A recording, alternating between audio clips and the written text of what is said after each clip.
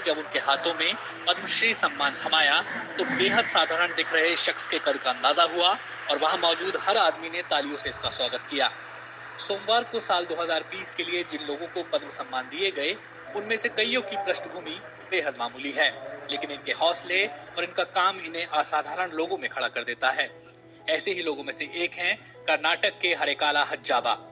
निरक्षर होकर भी शिक्षा का महत्व समझने वाले हज्जाबा ने अपनी जमा पूंजी से बेंगलोर के पास अपने गांव में साल 2000 में एक स्कूल खोला था। पद्मश्री मिलने के बाद सोशल मीडिया पर कई लोग इनके बारे में चर्चा करते देखे गए। लोग इनकी बड़ी सोच, बड़ी मेहनत और इनके संघर्ष की दास्ता की खूब तारीफ कर रहे हैं। दक्षिण भारत के गरीब निरक्षर फल बेचने वाले हज्जाबा ने सीमित संसाधनों के साथ जो कर दिखाया, वो राज्य सरकारें और कई संगठन अक्सर मिलकर नहीं कर पाते। हज्जाबा ने फल की अपनी छोटी सी दुकान से हुई कमाई से अपने गांव के बच्चों के लिए प्राथमिक और माध्यमिक स्कूल बनवाया।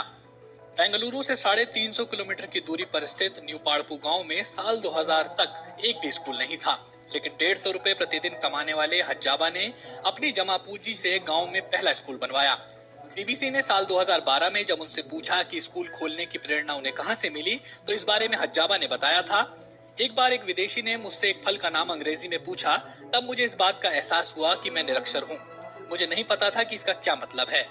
उन्होंने कहा था, तब मुझे ये ख्याल आया कि गांव में एक प्राइमरी स्कूल होना चाहिए ताकि हमारे गांव के बच्चों को कभी इस स्थिति से गुजरना ना पड़े जिससे मैं गुजरा हूँ।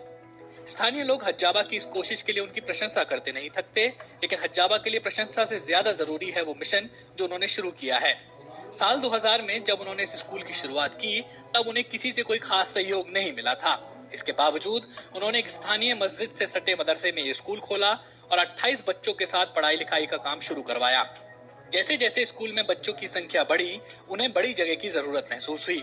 तब उन्होंने कर्जे के लिए अर्जी दी और अपनी जमा पूंजी से स्कूल की एक इमारत बनाने की शुरुआत कर दी। हज्जाबा की इस लगन को देखकर कई लोग सामने आए और उनकी मदद में जुट गए, लेकिन हज्जाबा के लिए काम अभी खत्म नहीं हुआ था। एक स्थानीय अखबार ने तब हज्जाबा की कोशिशों के बारे में लिखा था और सरकार ने उनकी मदद के लिए 1 लाख रुपए दिए। हज्जाबा ने बीबीसी से 2012 में कहा था, मुझे सरकार की ओर से एक पुरस्कार दिया गया जिसमें मुझे 1 लाख रुपए की राशि दी गई। इसके बाद लोगों ने भी मेरी मदद के लिए पैसे भेजने शुरू कर दिए। तब से लेकर अब तक हज्जाबा को कई तरह की मदद और पुरस्कार मिल चुके हैं और आम लोग उन्हें समाज का नायक मानते हैं। पद्मश्री सम्मान ने हज्जाबा की लगन और संघर्ष की कहानी को एक बार फिर रेखांकित किया है।